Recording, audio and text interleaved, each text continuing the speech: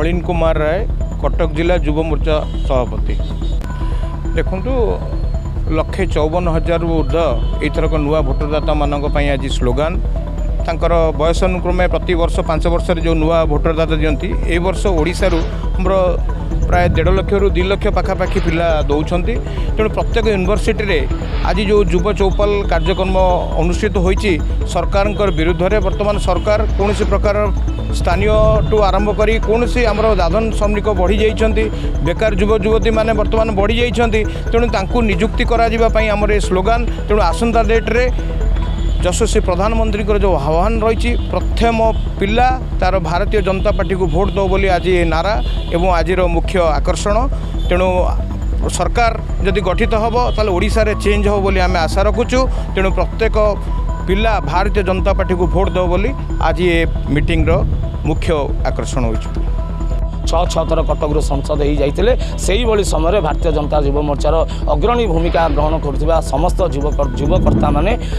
आम निश्चित भाव में मन भली नौ जो 412 नारा थिला एटी 399 प्लस कटक इक्वाल टू 400 बोली तार आगामी दिन में कटकवासी ओडिशावासी को सचेतन करने सहित भारत सरकार हाथ को मजबूत करेंगे बोली आम स्थिर कर जनता युव मोर्चार राज्य संपादक आज युव मोर्चार सभापति कटक जिलार युव मोर्चार सभापति नलिन रायकर उपस्थित तथा तत्वावधान में कटकर बहु युव समाज एठार उपस्थित थिले तथा ओडिशार जो अपारगता सरकार 25 वर्ष युव बंधु मान कौन करिछि आपण देखुथिबे।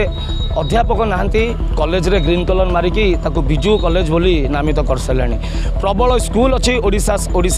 सरकार नेतृत्व में आपण देखुथिबे केवल कांथ बाड़ ठू आरंभ करके बिजू बाबू प्रतिमूर्ति सेठी जेतेबेले स्थापन कर सेठी गोटे भल शिक्षित सार टे ना तथा जड़े शिक्षक ना आम जब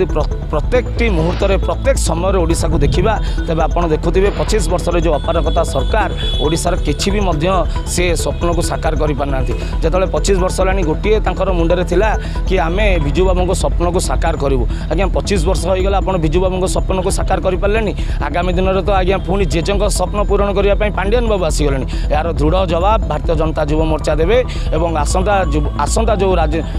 इलेक्शन अच्छी से इलेक्शन रे निहाती भाव डबल इंजिन सरकार ओडिशा रे हबो एवं नरेंद्र मोदी जो आभास थिला तथा जो विकसित भारत जो वार्ता अच्छी एवं केंद्र सरकार हाथ को मजबूत करिवार जो नारा अच्छी ताको मध्य ओडिशार जनसाधारण ग्रहण कर सारिछंदी एवं ओडिशार भारतीय जनता युव मोर्चार समस्त कार्यकर्ता ये जो राजनीतिक समय तार सारथी बनइबे ये जो राजनीतिक रथ हिसाब से जो दौड़ ए चली तार प्रत्येक सदस्य तथा प्रत्येक युव मोर्चार कार्यकर्ता जन जन सारथी भाव में जो अब की बार 400 पार जो नारा प्रधानमंत्री देइछंदी से नारा किभली सफल हो।